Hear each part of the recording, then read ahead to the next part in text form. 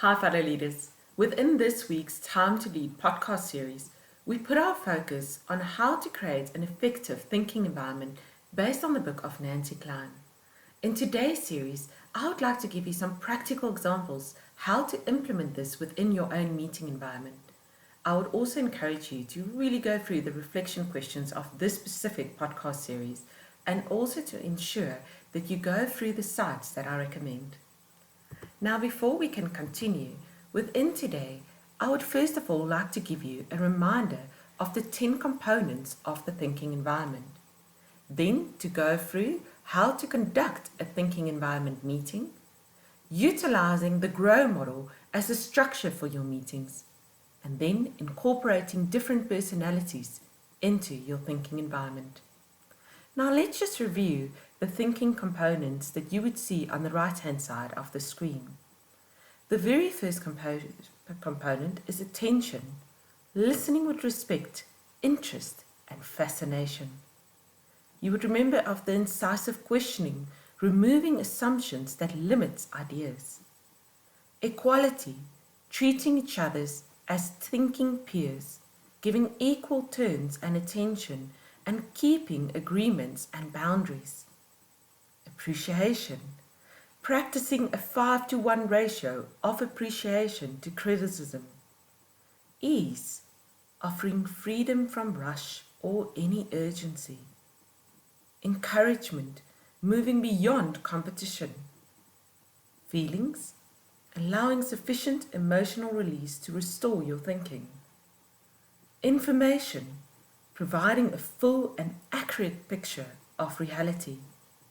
Place, creating a physical environment that says back to people, you really matter. And diversity, adding quality because of the differences between us. Now, within conducting the thinking environment, I would encourage you through going through the document that I left you from Leadership for Change. Now, first of all, make sure that you set clear rules of engagement based on the thinking environment components.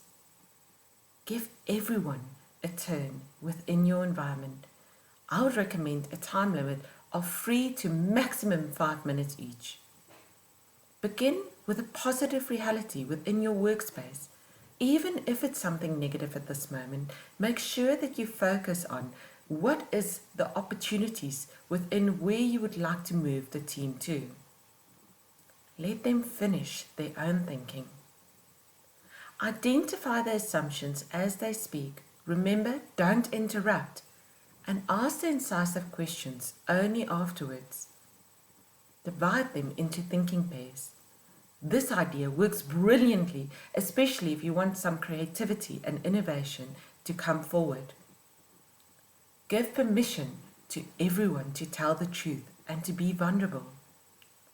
Allow people's feelings, whether they are angry, frustrated, or even saddened or fearful. Have this in a constructive manner that people can really put and label the emotions within that. And end once again with a positive turn.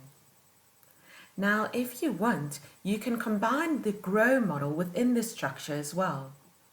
The GROW model was first proposed by John Whitmore in his book Coaching for Performance.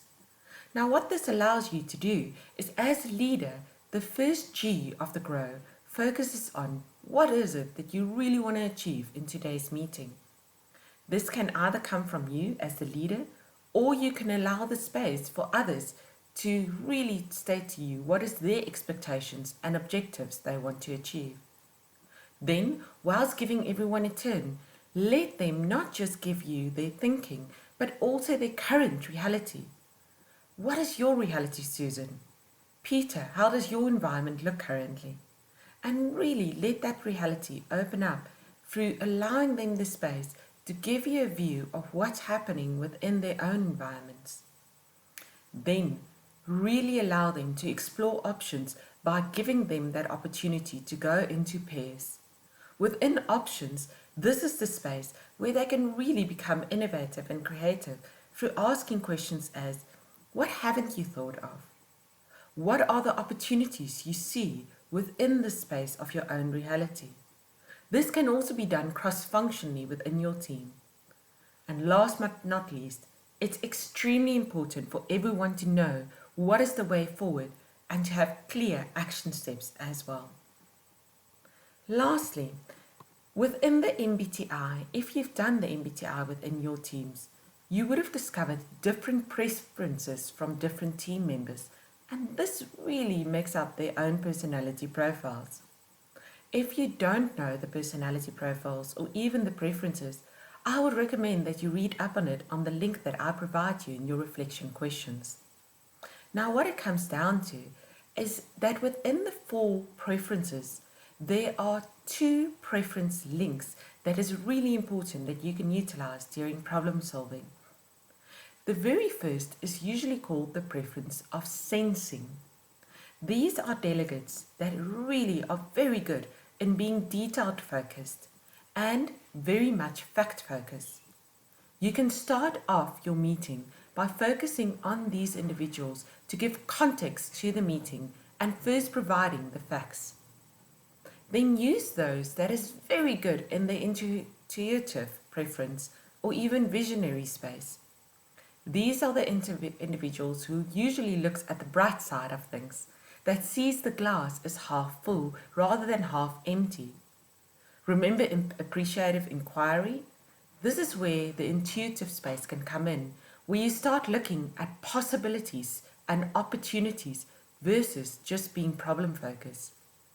Now you can move to your thinkers, those that are really outcome based and very good being objective and logical thinkers. You can ask the questions of what is next? What can we do about it? What is the clear objection and goal?